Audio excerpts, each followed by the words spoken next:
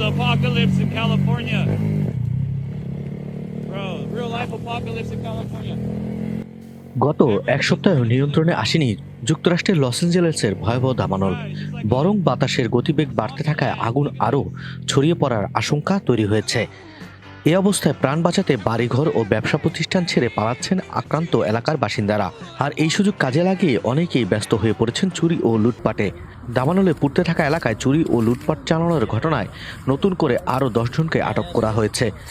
এর মধ্যে 3 জন ব্যক্তির বিরুদ্ধে 2 লাখ মার্কিন ডলারেরও বেশি অঙ্কের মালামাল লুটের অভিযোগ রয়েছে বলে জানিয়েছে লস অ্যাঞ্জেলেসের ডিস্ট্রিক্ট অ্যাটর্নি নাথান হোচম্যান। এ নিয়ে গত কয়েকদিনে লুটপাটের অভিযোগে অন্তত 39 জনকে আটক করল যুক্তরাষ্ট্রের আইনশৃঙ্খলা রক্ষাকারী বাহিনী। অপরাধ প্রমাণিত হলে তাদের কয়েক বছরের কারাদণ্ড হতে পারে বলে জানিয়েছেন কর্মকর্তারা। বিভিন্ন এলাকা থেকে লুটপাট ও চুরির আরও অনেক অভিযোগ পাওয়া যাচ্ছে। এই অবস্থায় আরও শক্ত অবস্থানে যাচ্ছে স্থানীয় প্রশাসন।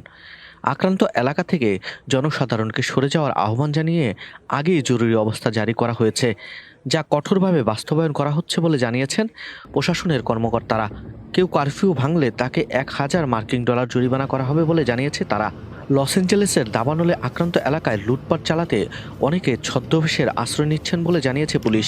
লুটপাট করতে গিয়ে এখন পর্যন্ত যারা আটক হয়েছেন তাদের মধ্যে দমকল কর্মী সেজে লুটপাট করতে গিয়েছিলেন বলে জানানো হয়েছে। এ অবস্থায় সবাইকে সতর্ক থাকার পরামর্শ দিয়েছেন পুলিশের কর্মকর্তারা। এদিকে চুরি ও লুটপাট ঠেকাতে আক্রান্ত এলাকায় নিরাপত্তা বাহিনীর নজরদারি বাড়ানোর উদ্যোগ নেওয়া হয়েছে। লস অ্যাঞ্জেলেসের কাউন্টি শেরিফ রবার্ট লুনা এক সংবাদ সম্মেলনে বলেছেন যে তিনি ন্যাশনাল গার্ডের আরও সদস্য চেয়েছেন। গেভিন নিউসন এর আগে 1000 অতিরিক্ত ন্যাশনাল গার্ড সদস্য মোতায়েনের ঘোষণা দিয়েছিলেন।